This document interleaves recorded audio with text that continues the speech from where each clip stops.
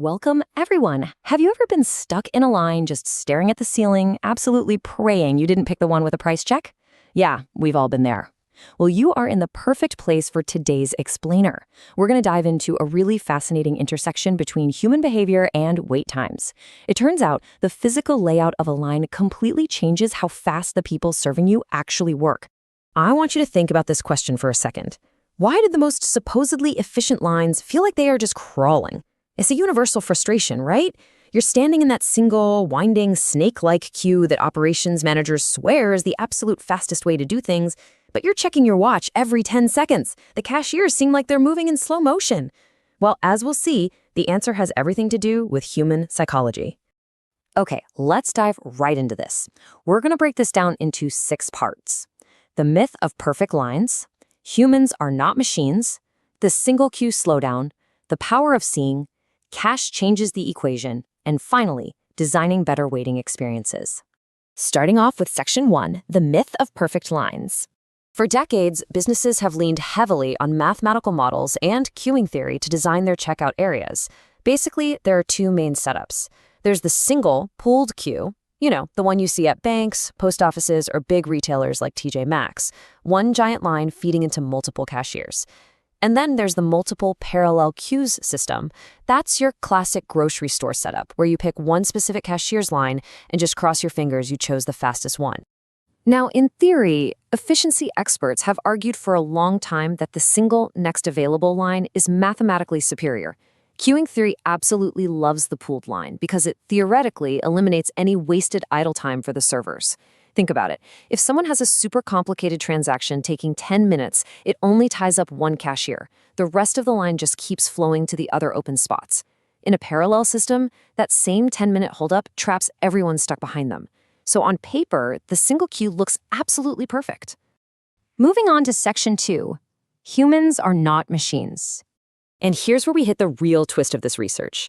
Those mathematical models, they assume workers are just robots, working at a constant, fixed speed no matter what's going on around them. But humans are obviously not machines. Our psychology completely wrecks that equation.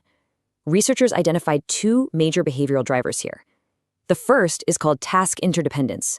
It's basically that psychological feeling that your individual effort doesn't really matter because you share a common workload with a group.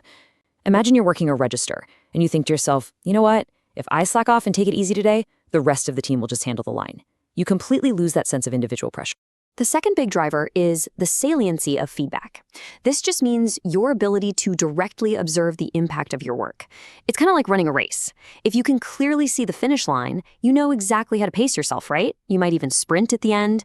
But if you're running in thick fog, or you can't see how many customers are actually left in your specific line, you lose all motivation to hustle. You just aren't getting the psychological feedback you need to keep pushing.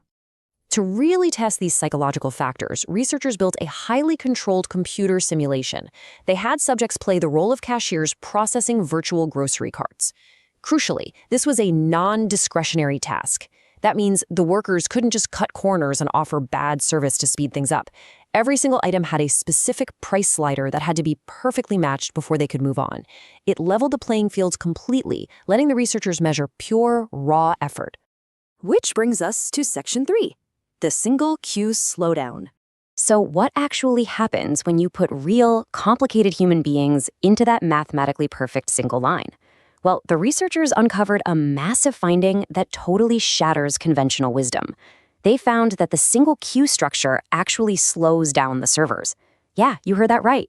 The exact system designed to be mathematically perfectly efficient actually causes the humans operating it to naturally reduce their effort. When you look at the data, the results are pretty wild. It clearly proves that subjects worked much faster when they were managing their own parallel line compared to when they were sharing a single pooled line. So why does this happen? Well, it all ties back to task interdependence and a little thing called social loafing. In a single queue, you lose personal responsibility. That huge line, it doesn't belong to you, it belongs to the whole store.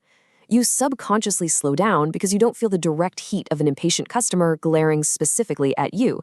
Your individual effort just feels dispensable. Section 4. The power of seeing. The researchers didn't stop at just the structure of the line, they also looked at physical visibility. How important is it for workers to literally see their workload? In the real world, businesses accidentally block their workers' line of sight all the time. Think about tall magazine racks or candy displays right by the register, or high walls and fences at an amusement park ticket booth. Even just the awkward positioning of a cashier facing away from the main door. All these physical barriers actively block a worker's ability to see how long the line actually is. The data clearly showed that poor queue visibility slows servers down across the board. When you can't measure the work in front of you, you miss out on that crucial psychological feedback needed to regulate your speed. If you have no idea whether 2 people or 20 people are waiting behind that tall merchandise display, your brain just doesn't trigger that extra gear of motivation to clear the room. Section 5. Cash changes the equation. Let's add the final piece of the puzzle here, money. We all know money is a huge motivator. To see how financial incentives interact with these queue designs, researchers tested 2 different payment environments. First, flat pay, just a fixed payment regardless of speed, kind of like your typical hourly wage. Second, per cart, a small fixed pay plus a financial bonus for every single customer the worker successfully finishes. In the lab setting, that bonus was an extra 25 cents for every single cart processed. And, surprise, surprise, paying subjects per completed cart generally made them work way faster across the board. They wanted that extra cash. But here is the truly incredible twist in the data. When workers are paid per cart but placed in a single queue with blocked visibility, meaning they can't see how many customers are actually left, they speed up. Because they don't have feedback on the total number of customers, they essentially panic sprint to grab and process as many as possible before their coworkers can steal them. That uncertainty, combined with a per-item bonus, triggered a frantic rush. And finally, Section 6, designing better waiting experiences. At the end of the day, a mathematical model is pretty useless if it completely ignores human nature. So what should managers take away from all this? There are 3 highly actionable steps here. Step 1, use parallel lines if you want to give your team a sense of personal ownership. When the line is theirs, they work faster to clear it. Step 2, remove those physical barriers. Tear down the tall displays blocking the cashier's view so they get that visual feedback on their performance. And step 3, ensure your pay structure actually aligns with your physical layout. As we just saw, mixing piece rate bonuses with blind, pooled lines creates totally different and sometimes chaotic incentives. We've covered a ton of ground today, unpacking the hidden psychology behind wait times. So I'll leave you with this final thought. Next time you're waiting in line at the grocery store, checking your watch, take a look at the physical setup around you. Ask yourself, is this built for a perfectly efficient machine, or is it built to motivate a human being? The answer will probably tell you exactly why you're still standing there. Thanks for joining me on this explainer, and keep questioning the design of the world around you.